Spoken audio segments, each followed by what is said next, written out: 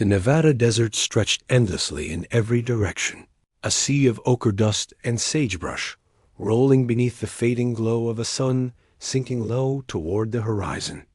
Roger Martinez gripped the steering wheel of his old pickup, sweat drying against his temple where he had wiped it away with the back of his hand. His day had been long, mending fences, tending cattle, driving water lines where no one else would bother. The kind of work that left a man tired but honest. He liked it that way. After years of engineering contracts and a stint in the military that had left him colder than he cared to admit, the ranch was quiet, steady, predictable.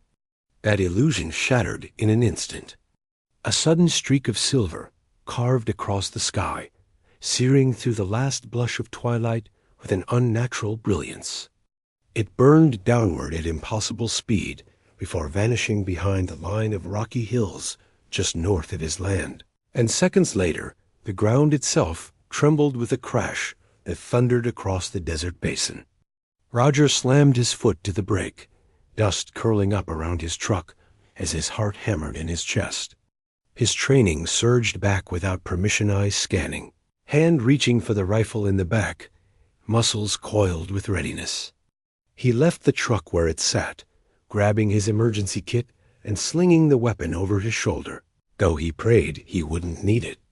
The crash site was less than 2 miles off.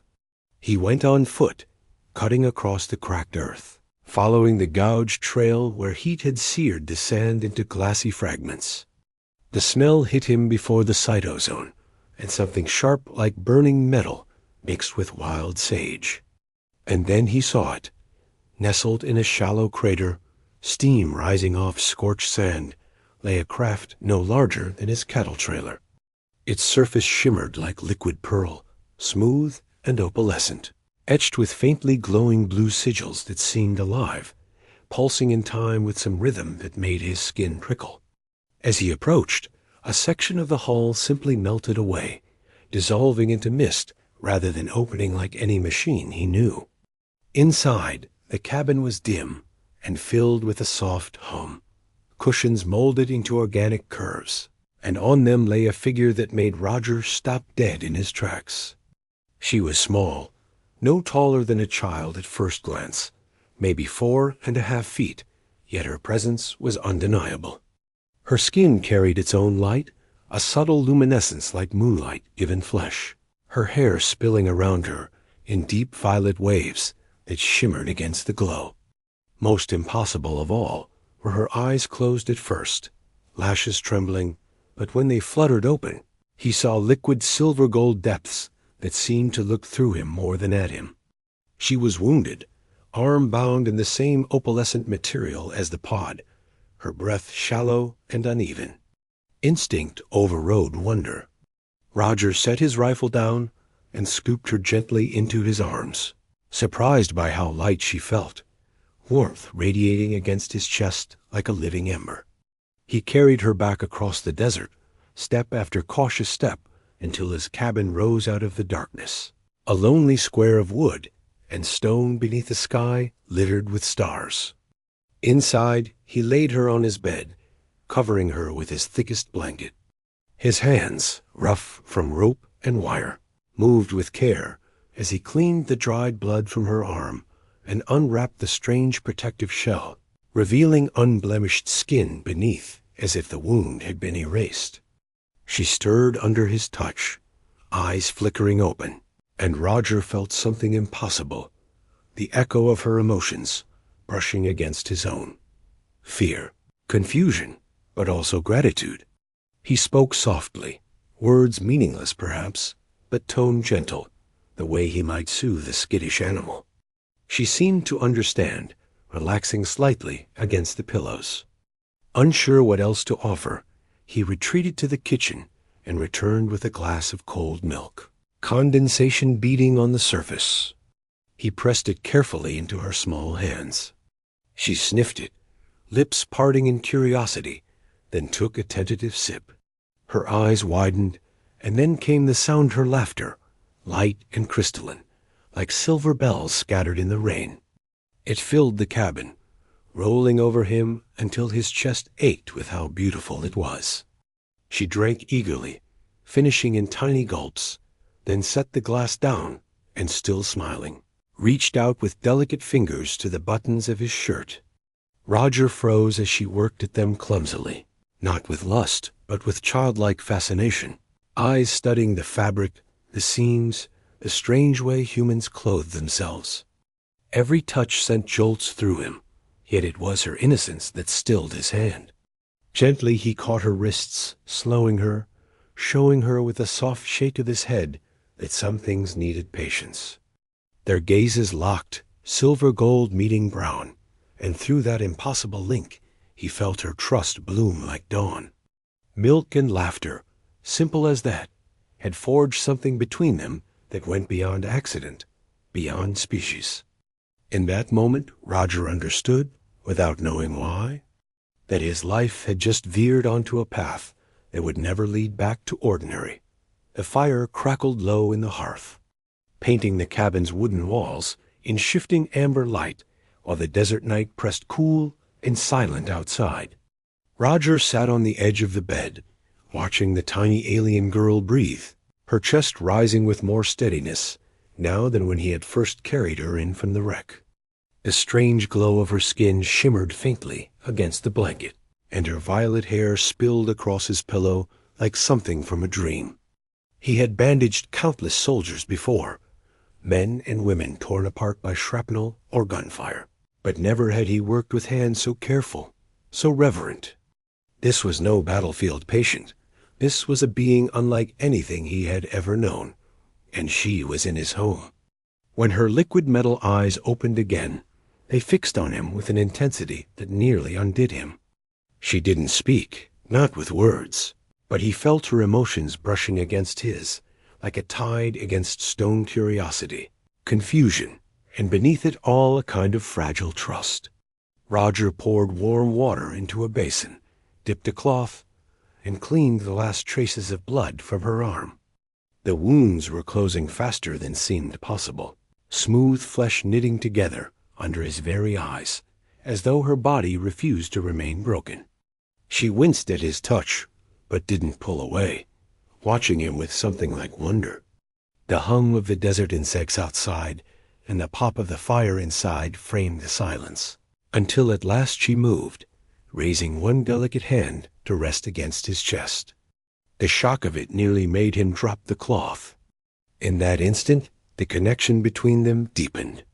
His mind was filled with impressions, not his own vast skies of violet, waterfalls streaming upward into glowing clouds, crystalline cities drifting like lanterns through the heavens. Her world. He staggered under the beauty of it, so vivid and alien. And yet through it all he felt her emotions like threads weaving through the vision. Loneliness, exhaustion, relief at finding someone who had not turned away. The images faded, leaving him breathless. She studied his reaction, head tilted, eyes luminous with expectation, as if waiting for judgment. Roger swallowed, blinking away the heat gathering at the corners of his eyes. "You're safe here," he murmured, knowing she couldn't understand the words, but hoping she would feel the intent. She blinked slowly, and he felt a wave of gratitude ripple across the link. He rose and went about his small kitchen, pulling together a plate of bread and butter, the simplest comfort he knew. She watched him from the bed, small frame propped against his pillows, curiosity alive in every glance. When he brought the plate over, she accepted a piece of bread with both hands, sniffing it, nibbling tentatively. Her expression shifted in an instant from suspicion to delight, and she gave a sound half-giggle, half-trill that filled the cabin with music.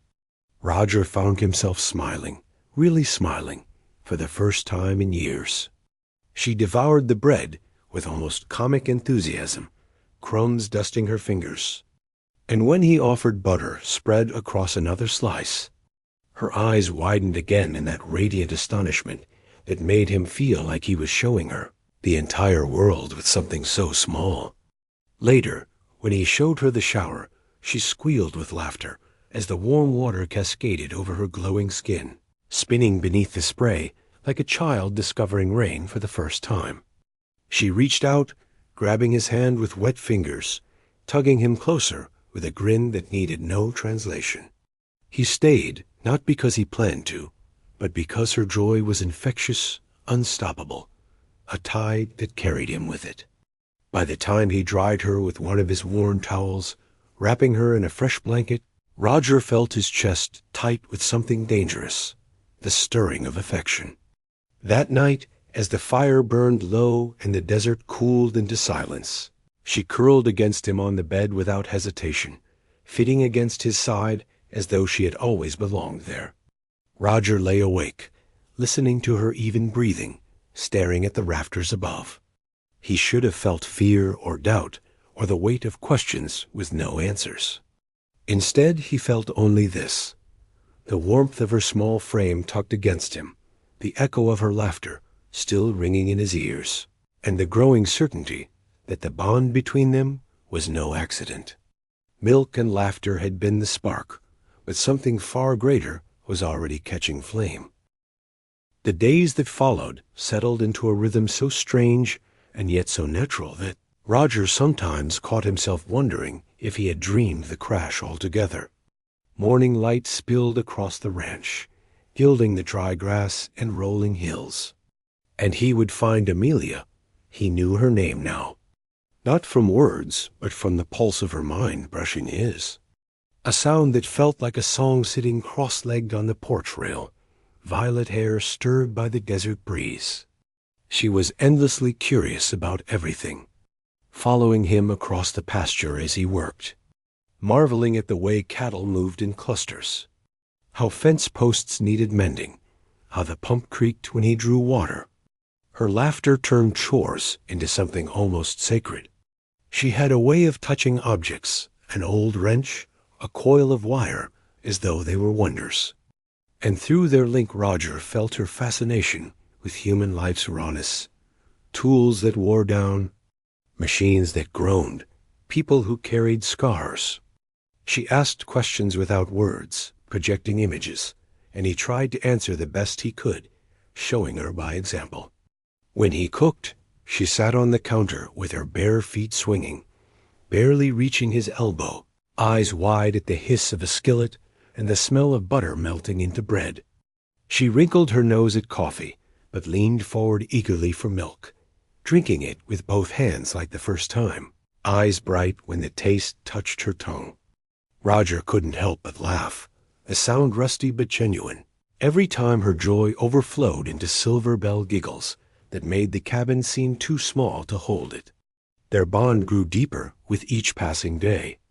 Sometimes when she touched his arm or brushed his hand, a flood of sensations surged through him, visions of her crystalline world, feelings of loneliness that had pressed on her like cold water, and always the relief, the profound gratitude that she was no longer alone. And then there were the moments that left him reeling, when he felt her emotions intertwine with his, curiosity blending into warmth, warmth into desire. It was different from any attraction he had ever known, magnified by their link until every glance and every accidental brush of skin set his nerves alight. He found himself fighting it, trying to bury it under layers of discipline, but she noticed, of course she noticed. One evening, as the desert sky bruised violet and the first stars blinked awake, Amelia touched his cheek with both tiny hands and pressed her forehead against his. A rush of her thoughts spilled into him, and this time there was no mistaking the truth she shared.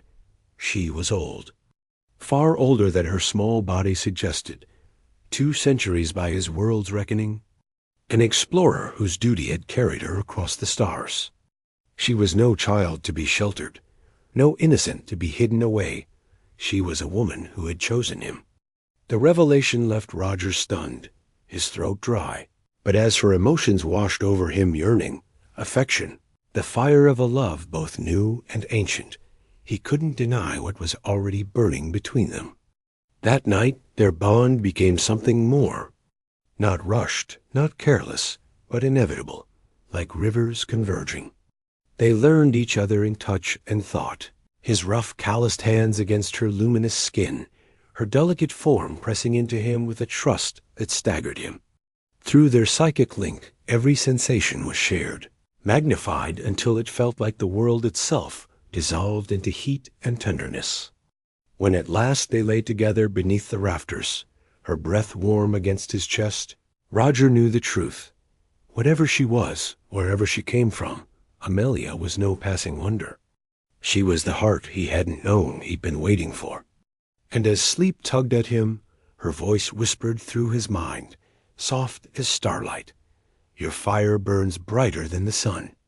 I want to stay in its warmth. The desert morning broke, clear and sharp, the sky a burnished blue that promised another long day of heat, but Roger felt none of its peace.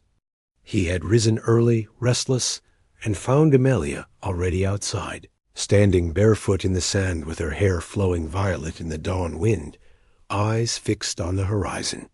Through their bond, he felt the tension in her love for him like a steady flame, but layered now with a knowing unease. When he asked, she only pressed her small hand against his chest and let the images flow. Vast fleets of crystalline ships, voices calling across the void, duty like chains pulling her away from everything she had chosen. Roger tightened his arm around her, whispering, "You're here now. That's all that matters." She smiled faintly, but her eyes never left the sky. By midday, the world itself seemed to shudder. A shimmer rippled across the horizon, bending light until the air sang with a strange harmonic resonance. Thunder, his old horse, reared and whinnied in alarm. Cattle scattered, and Roger felt his gut clench with the memory of incoming artillery. He grabbed Amelia's hand and pulled her close, just as the sky tore open and a vast crystalline vessel descended, refracting sunlight into shards of painful brilliance. It landed in his pasture with impossible grace, the ground trembling beneath its weight, yet leaving no mark on the earth. A section of the hall dissolved into mist, and 3 figures emerged taller than Amelia, cloaked in flowing garments that caught the light like liquid. Their skin bore the same luminescence, their eyes the same molten silver gold, but where Amelia's radiance was soft and warm, theirs was severe, austere, like blades honed too fine. The one at their center made Amelia stiffen. "Father," the thought rippled through her into Roger before she spoke it aloud in her musical tongue. Commander Valen, leader of the Celestrian exploration fleet, his posture a pillar of authority and his presence like cold gravity. His voice carried across the pasture, beautiful and terrible all at once. "Amelia, you have caused great fear. 3 rotations you were silent, and the council prepared to grieve you. Now I find you here, among primitives." Roger felt Amelia squeeze his hand, small but steady. She stepped forward and said, her voice trembling yet firm, "I am safe, Father? This human saved me. He has cared for me with kindness you cannot measure." Valen's gaze shifted, fixing on Roger like a scalpel. "A human." The word dripped disdain. "You will thank him for his aid and return at once. Your betrothal to Prince Carol has been delayed long enough. The council waits." The words hit Roger like a hammer, even before Amelia's anguish surged through their bond. Betrothal. An arranged marriage.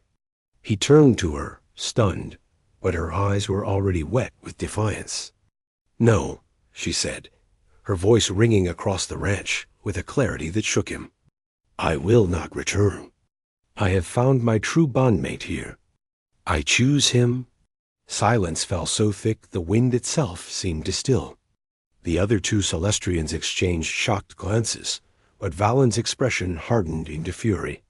"You would abandon your people, your eternity, for this short-lived creature?" His hand sliced through the air toward Roger, dismissive and damning. Roger's temper flared, but he kept his voice steady, standing slightly in front of Amelia, in a protective stance he couldn't suppress. "With respect, Commander, she is not abandoning anything. She's choosing." Maybe that's something your council doesn't understand, but here we do. Love isn't obligation. It isn't duty. It's alive. Valen's eyes narrowed dangerously, his luminous skin darkening in shade. He stepped closer, towering over Roger, his voice dropping to a deadly quiet. If she stays, she will be severed. No more immortality. No more voice in the collective. She will die as mortals die, fragile, forgotten, gone. That is the price. Do you understand? Roger felt Amelia's hand tremble in his, but when he looked at her, he saw only fire in her silver eyes. Through their bond, her voice brushed his mind, fierce and unshakable. I choose you, whatever the cost. And in that moment, Roger knew the battle had only begun. The air shimmered with tension as the commander's words settled like stone across the pasture, the weight of tradition and threat pressing down as surely as the desert sun.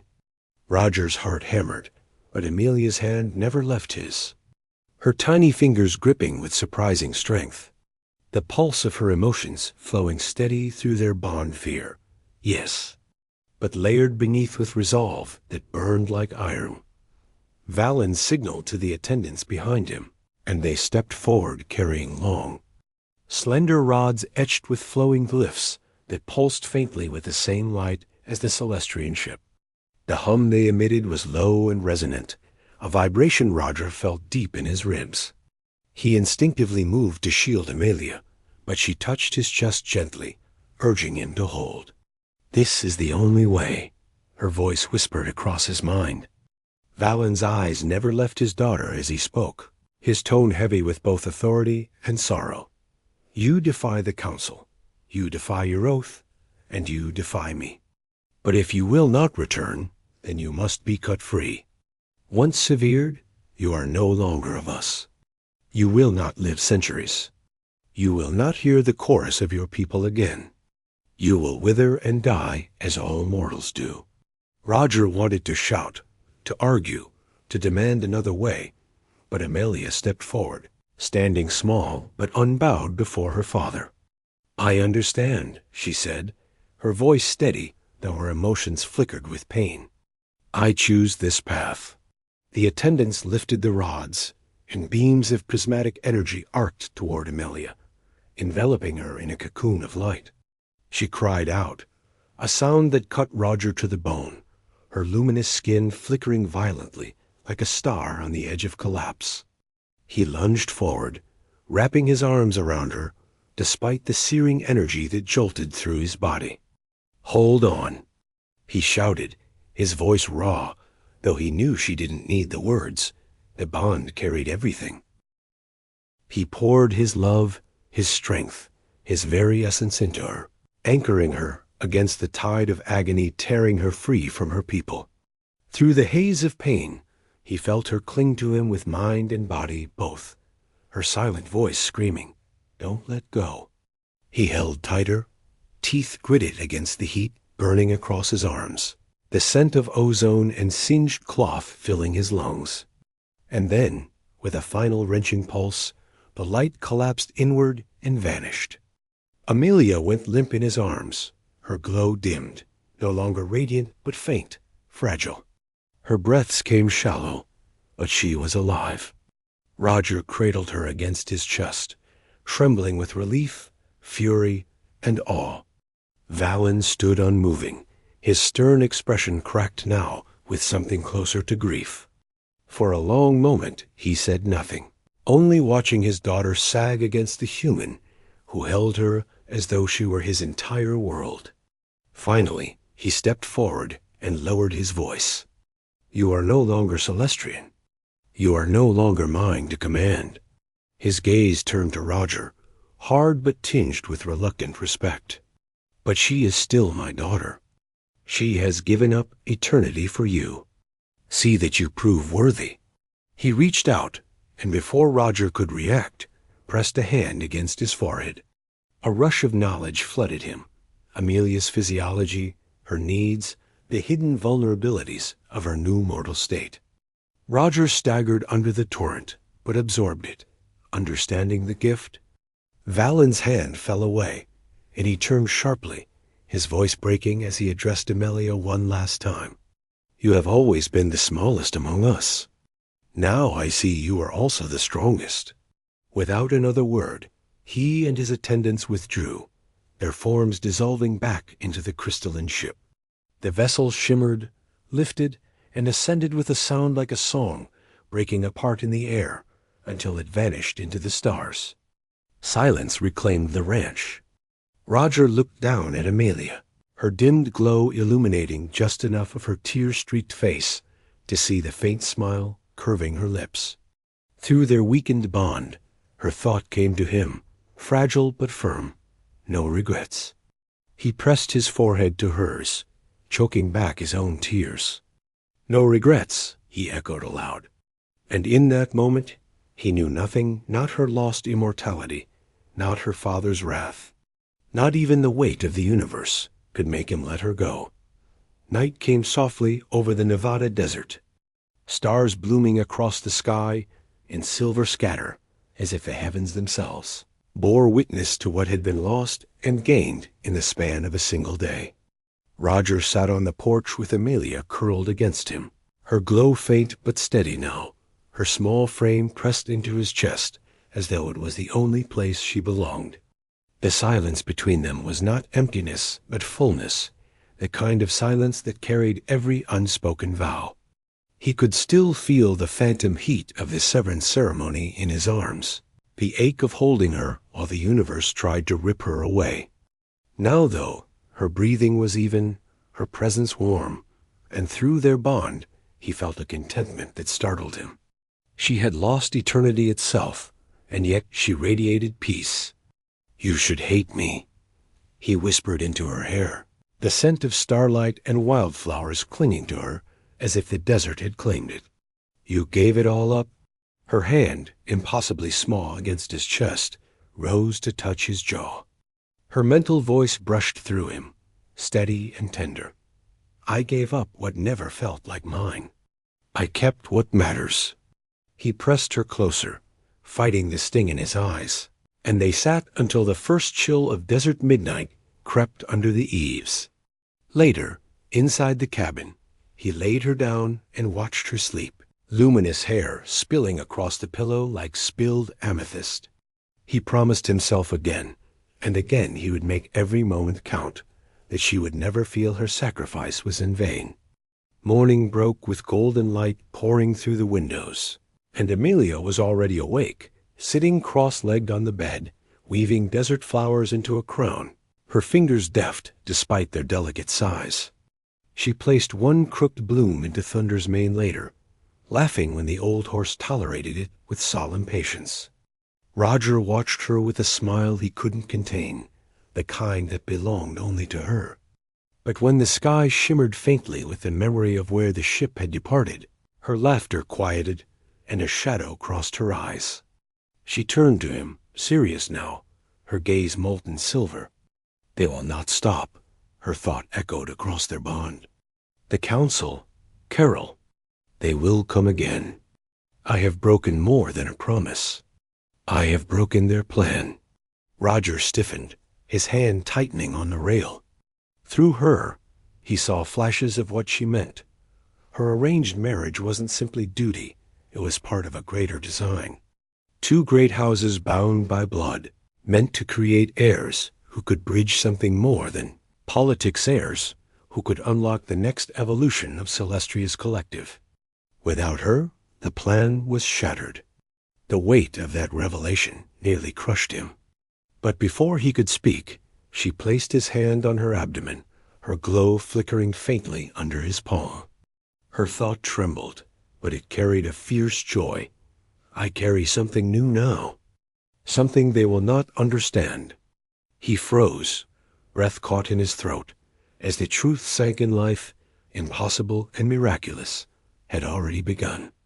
Not Celestrian lineage, not human legacy, something neither world could have imagined. His heart roared with 100 emotions, fear, awe, love so sharp it almost broke him. He pulled her close, voice rough as he whispered, Then let them come. They'll have to face me first. Outside, the desert wind shifted, carrying the scent of sage and dust. Above, the stars burned like cold fire, indifferent yet eternal.